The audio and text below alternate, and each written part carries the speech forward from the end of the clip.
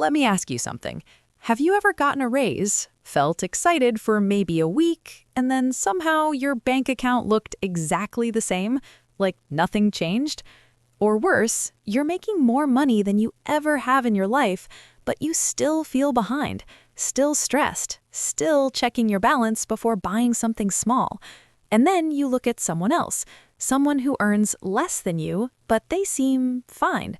They're not stressed, they're not constantly worried about money, and you're sitting there thinking, how is that even possible? Because logically, it shouldn't be. More income should mean more freedom, but for a lot of people, it doesn't. And here's the uncomfortable truth. Some people stay broke no matter how much they earn.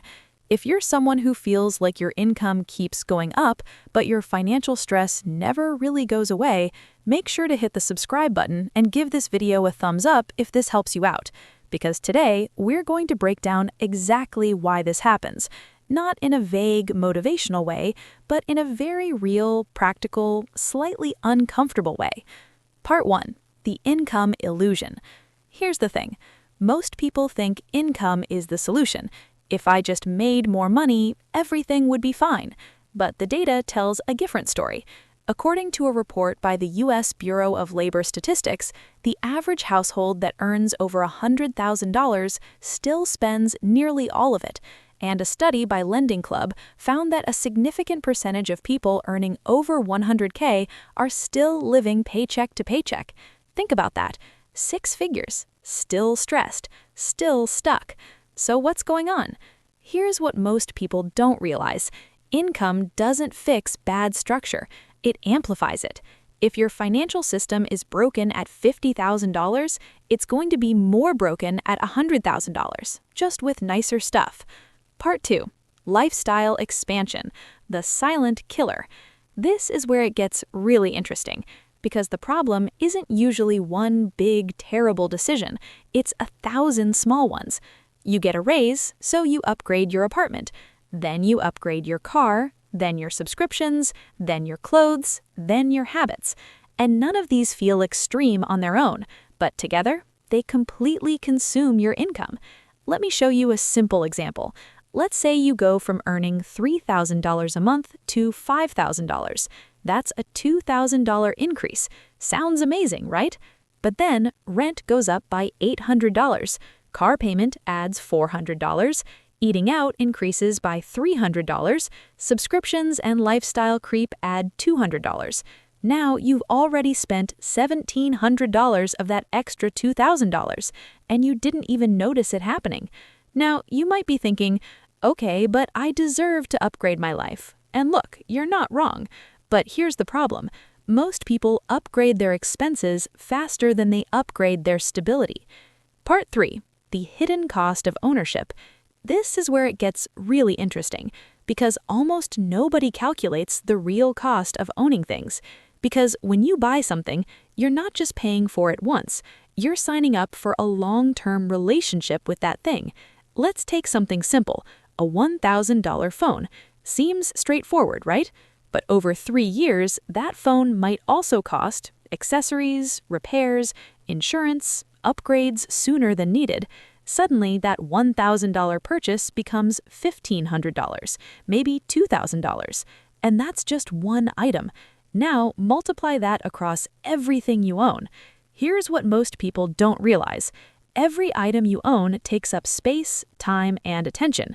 It needs to be cleaned, maintained, stored, thought about, and that creates something called mental load, which is why when people have nice things, they still feel overwhelmed. Part 4. The psychology behind overspending. Now let's go deeper, because this isn't just math, it's psychology. Most spending decisions are not logical, they're emotional. You don't buy things because you need them, you buy things because of how they make you feel. Relief, excitement, status, control. Spending becomes a shortcut to feeling better, and that creates a loop. Stress, spend, temporary relief, more stress, spend again.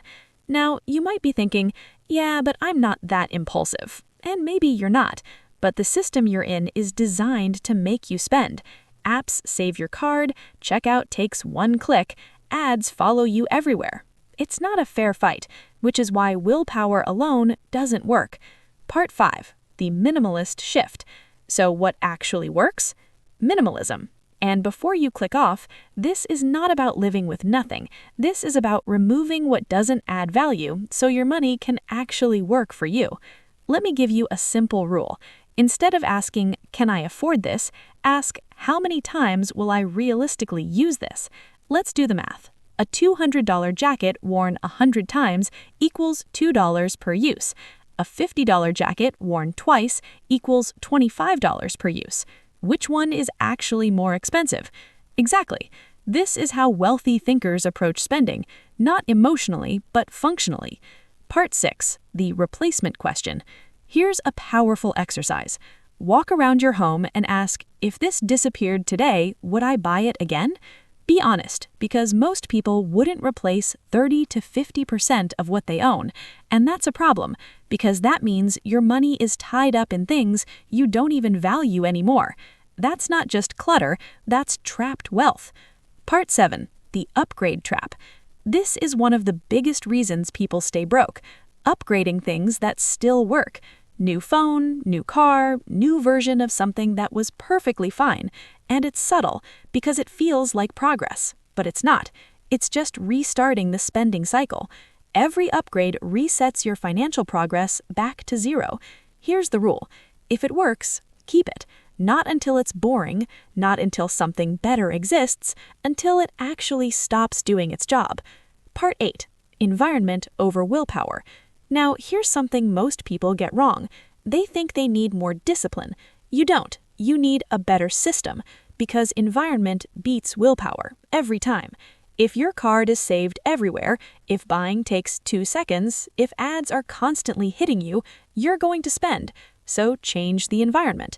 Remove saved payment methods, add a 24-hour delay before purchases, automate savings before you see your money. This is where it gets really interesting, because when your system is set up correctly, you don't have to be good, you just default to better behavior. Part 9, the multiplier effect. Here's a concept that quietly drains wealth. The multiplier effect. Big purchases don't come alone, they bring friends. You buy a car, now you have insurance, maintenance, fuel, parking. You buy a hobby, now you need gear, accessories, upgrades. One decision becomes 5, 5 becomes 10, and suddenly your reasonable purchase isn't so reasonable anymore. Part 10, defining enough. This might be the most important part, because if you don't define enough, you will never feel like you have enough. Your income goes up, your lifestyle follows, and you stay in the same place. But if you define enough, something changes. Your baseline stabilizes, and everything above that becomes savings, investing, freedom. Part 11, what wealth actually is. Let's clear something up. Wealth is not stuff. It's not cars, it's not gadgets, it's not appearances. Wealth is options. It's the ability to say, I don't have to do this. Walk away from a bad job, take time off, handle emergencies without panic. That only happens when there's a gap between what you earn and what you spend. Part 12, the 2 financial paths. There are 2 loops people fall into. Loop 1, spend, stress, spend more, repeat. Loop 2, spend less, feel secure, need less, save more. Both loops are powerful. Both reinforce themselves, but they lead to different lives. So let's go back to where we started. 2 people, same street, same cost of living, different outcomes. One built a life that requires constant income just to survive. The other built a life that creates freedom. And the difference? It wasn't income. It was structure. It was decisions. It was awareness. Because here's the truth. More money won't fix your financial life if your habits stay the same. But if you change how you think about spending, everything changes. If this made you rethink how you use your money, hit subscribe, because most people don't need more income, they need a better system, and that's exactly what we talk about here. And if you got value from this, drop a comment and tell me what's one thing you've bought that you wouldn't buy again today, because that answer says a lot more about your finances than your income ever will.